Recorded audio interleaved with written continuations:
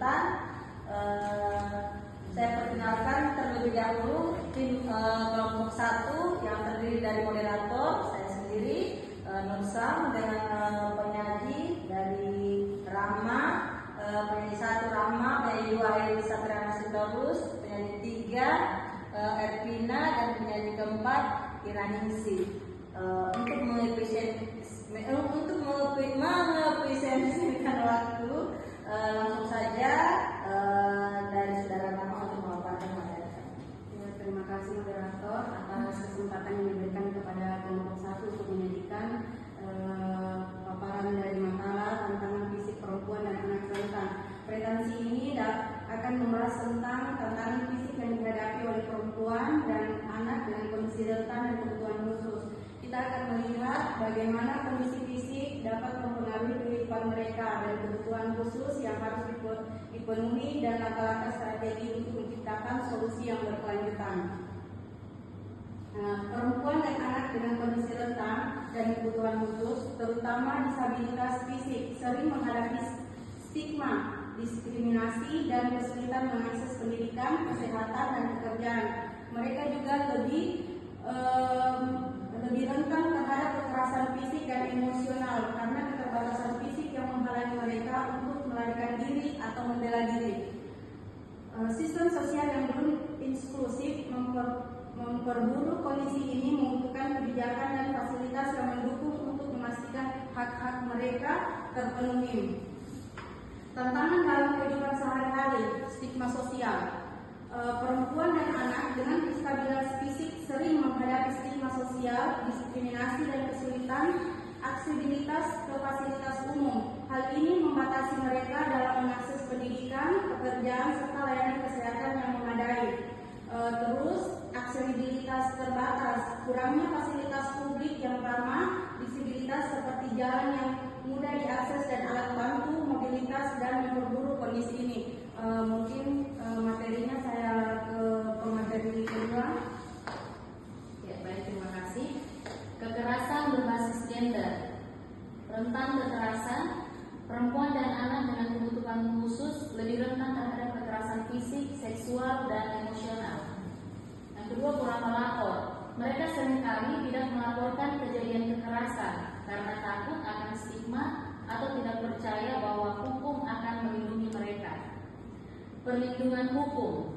Pemerintah harus memperkuat perlindungan hukum bagi perempuan dan anak dengan kondisi rentan dari segala bentuk kekerasan dan diskriminasi.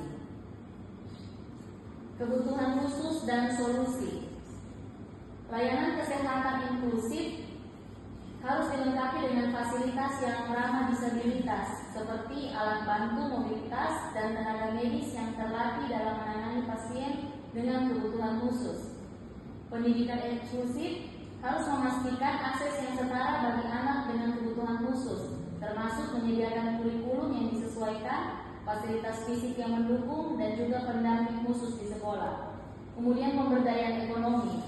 Perempuan dengan kondisi rentan membutuhkan pelatihan keterampilan dan akses terhadap peluang kerja yang sesuai dengan kemampuan mereka. Ya, selanjutnya dilanjutkan teman saya. Baik, selanjutnya mengatasi tantangan. Yang pertama itu kesadaran masyarakat. Masyarakat perlu meningkatkan kesadaran akan pentingnya mendukung kelompok rentan melalui edukasi dan kampanye yang melibatkan semua lapisan masyarakat. Yang kedua, dukungan organisasi. Organisasi non-pemerintah harus terus mendukung program-program yang berfokus pada pemberdayaan perempuan dan anak dengan kebutuhan khusus. Yang ketiga, kolaborasi semua pihak. Penting bagi semua pihak termasuk pemerintah, organisasi, non-pemerintah, sektor swasta, dan masyarakat untuk bekerja sama dalam menciptakan lingkungan yang mendukung. Berikutnya, perlunya kebijakan inklusif. Yang pertama, regulasi.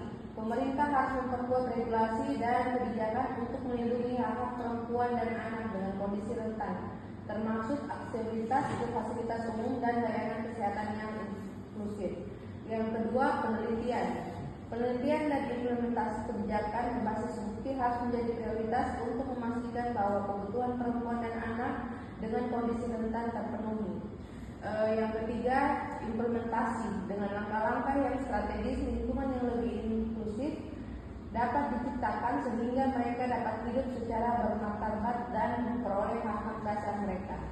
Selanjutnya saya lanjutkan materi. Terima kasih.